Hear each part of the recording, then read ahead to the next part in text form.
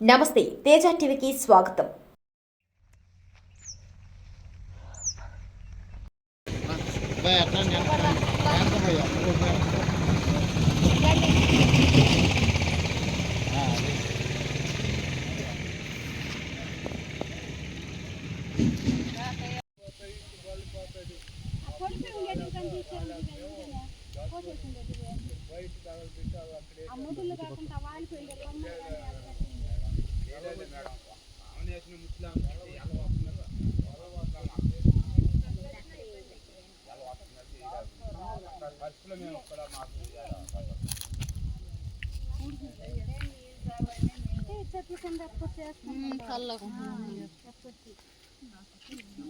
శ్మశానంగా ఈ స్థలం కావాలని చెప్పి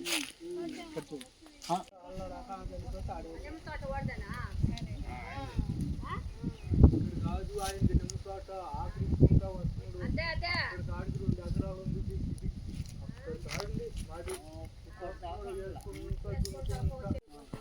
మేము వచ్చి ఆశేసినాం.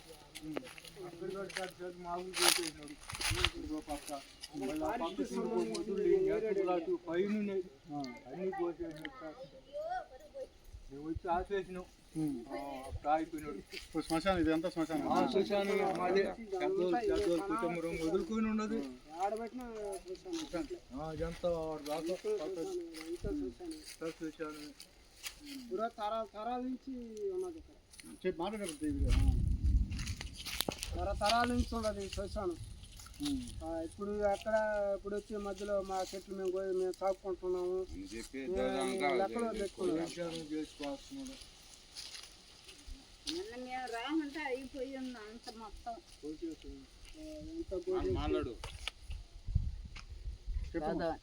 నిన్న మేము రామంటే అయిపోయి ఉన్నాం సార్. జనసన్న కోసేయాలని వచ్చిన్నారు, కొయ్యాలనే వచ్చిన్నారు.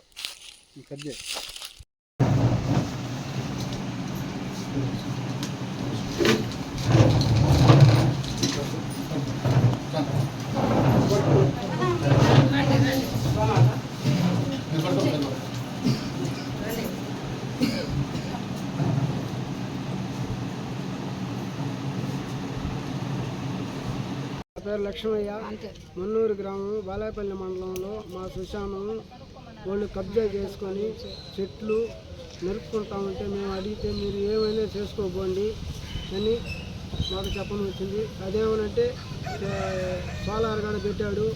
ఏంటంటే ఆ సోలార్ పెడితే మేము పశువులు వస్తున్నాయి మా తోటలేకంటే ప్రతి కబ్జా ఇస్తున్నాము. దానికన్నా చెట్లు నరుక్కుంటూ పోతామంటే మేము 3వ రోజు పోయి అడ్డించుకున్నాము. ఇంకా కానీ కొట్టబాకంటే ఏమన్నా చేసుకోబో అని చెప్పుకొచ్చినాము. మీడియా మిత్రులందరికీ కూడా నా నమస్కారం. నా పేరు తలపల చెంచుమల్లికార్జునరావు. నేను తిరుపతి జిల్లా అధ్యక్షుడిగా ఉన్నాను యానాది సంక్షేమ సంఘానికి. బాలాయపల్లి మండలం మన్నూరు ఎస్టీ కాలనీలో గత 4 రోజుల క్రితం ఎప్పటి నుంచో వాళ్ళ పూర్వీకుల కాడి నుంచి కూడా శ్మశానం ఉంది గిరిజన కాలనీకి. ఆ శ్మశానంలో వాళ్ళ పూర్వీకులందరినీ కూడా ఏమైనా చనిపోతే అక్కడ పూడ్చుకుంటూ వాళ్ళ కార్యక్రమాలు చేసుకుంటూ ఉన్నారు. ఒక 4 రోజుల క్రితం జడపల్లి రమణయ్య అనే వ్యక్తి తన అధికార బలాన్ని ఉపయోగించి ఆ శ్మశానాన్ని కబ్జా చేయడానికి ప్రయత్నించాడు.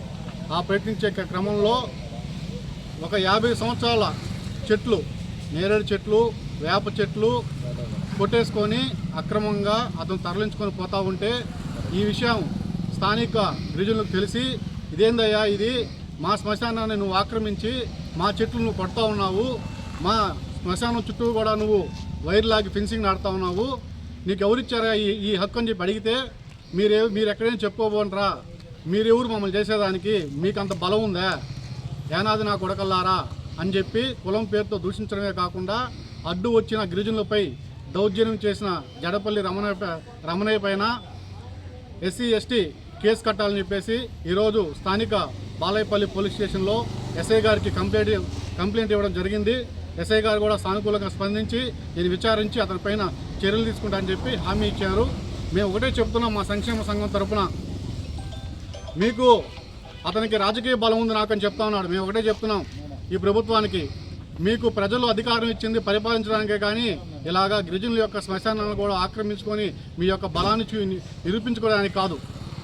ఒక తల్లి గర్భంలో నుంచి శిశువు ఎలా జన్మించినప్పుడు ఎంత పవిత్రంగా ఉంటుందో తల్లి గర్భం అనేది, శ్మశానం కూడా అంతే పవిత్రమైనది.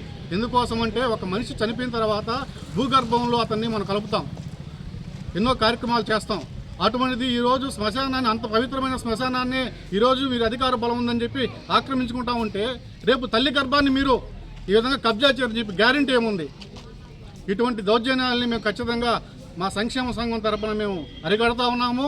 ఇటువంటి దౌర్జన్యాలు ఇంకోసారి ఎవరైనా చేస్తే కూడా దాని గిరిజనుల తరపున మేము ఎక్కడికైనా వచ్చి పోరాటం చేసేదానికి సిద్ధంగా ఉంటామని చెప్పేసి వాళ్ళకి హెచ్చరిస్తూ, వాళ్ళపైన ఎస్సీ ఎస్టీ కేసు కట్టి వాళ్ళని అరెస్ట్ చేసేంత వరకు కూడా మా కార్యక్రమం అనేది నిరవధికంగా కొనసాగుతుంది.